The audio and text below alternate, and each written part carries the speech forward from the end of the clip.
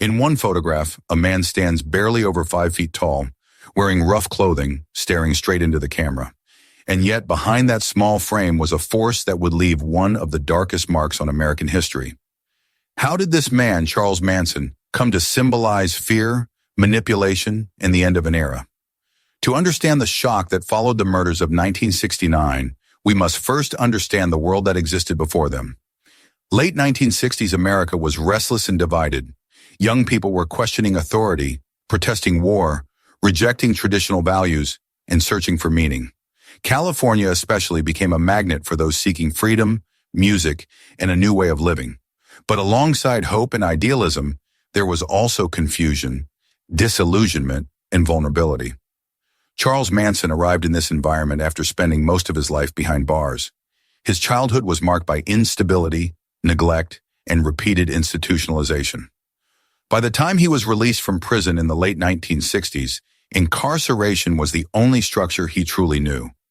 Friends and officials later recalled that Manson even asked to remain in prison because the outside world felt unfamiliar and threatening. Still, once free, he adapted quickly. Manson was not physically imposing. He was short, thin, and often unkempt. But those who encountered him described an intense presence. He spoke rapidly, maintained piercing eye contact, and had an uncanny ability to mirror the emotions and insecurities of the people in front of him. To young runaways and broken souls drifting through California, he offered something powerful: attention, belonging, and the promise that they mattered. Slowly, a group formed around him, mostly young women, many from unstable backgrounds, some already struggling with drugs or trauma. Manson positioned himself as both a spiritual guide and a father figure. He used music, philosophy, and constant psychological pressure to reinforce his authority. He told his followers they were special, chosen, and misunderstood by the rest of society. Over time, their identities became tied to him. Drugs played a significant role. Psychedelic substances were common in that era, and within Manson's circle, they were used not only for escape, but for control. During altered states, Manson introduced and repeated his ideas, blurring the line between fantasy and belief. What began as vague talk of destiny and revolution gradually hardened into obsession. By 1969, Manson was preaching a warped vision of an impending apocalyptic race war, which he called helter-skelter. According to prosecutors, he believed chaos and violence would accelerate this collapse, positioning himself and his followers to emerge as leaders in the aftermath. Whether he truly believed this prophecy or used it as a tool of manipulation remains debated. What is clear is that his followers took his words seriously. On the night of August 8, 1969, Manson instructed several members of his group to go to a house in Los Angeles and kill everyone inside.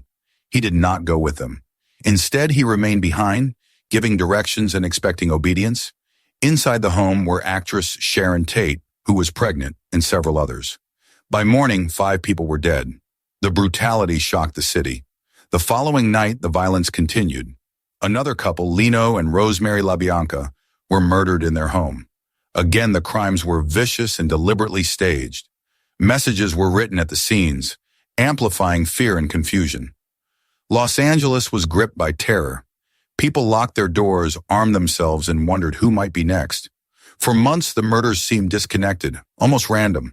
It was only through persistent investigation that authorities uncovered the link between the crimes and Manson's group. When arrests were made, the public was stunned not just by the suspects, but by their behavior. Many followers remained fiercely loyal to Manson, even after being charged with murder. The trial that followed was unlike anything America had seen. It became a spectacle. Defendants disrupted proceedings, shaved their heads, carved symbols into their skin, and echoed Manson's words. Manson himself alternated between silence and outbursts, attempting to dominate the courtroom just as he had dominated his followers. The line between performance and belief was often unclear.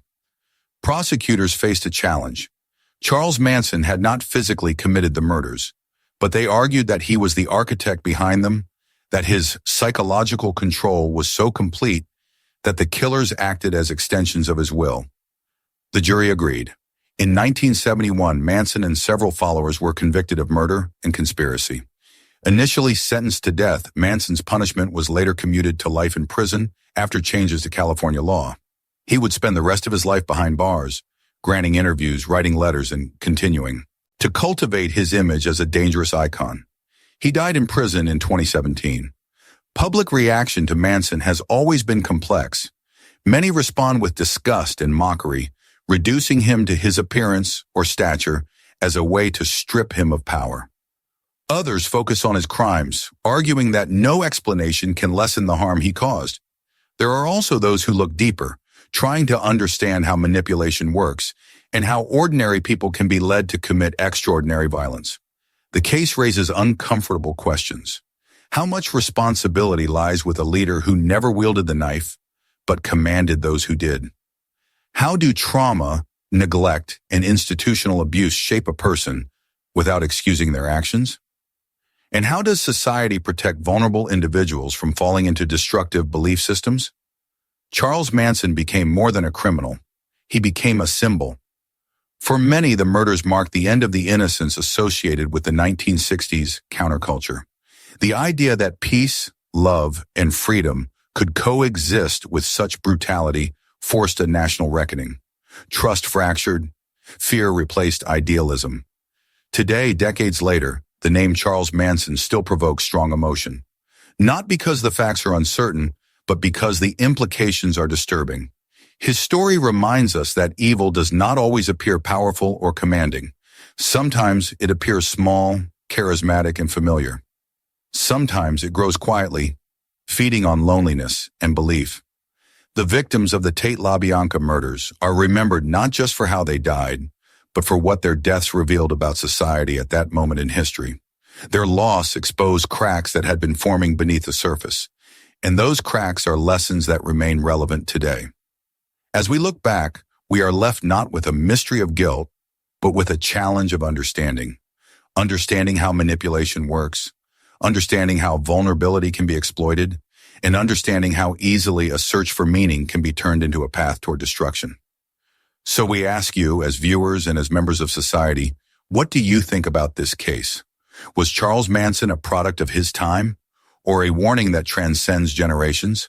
Share your thoughts below, and don't forget to like and subscribe so we can uncover more stories together. This content is compiled and analyzed based on publicly available information and open discussions.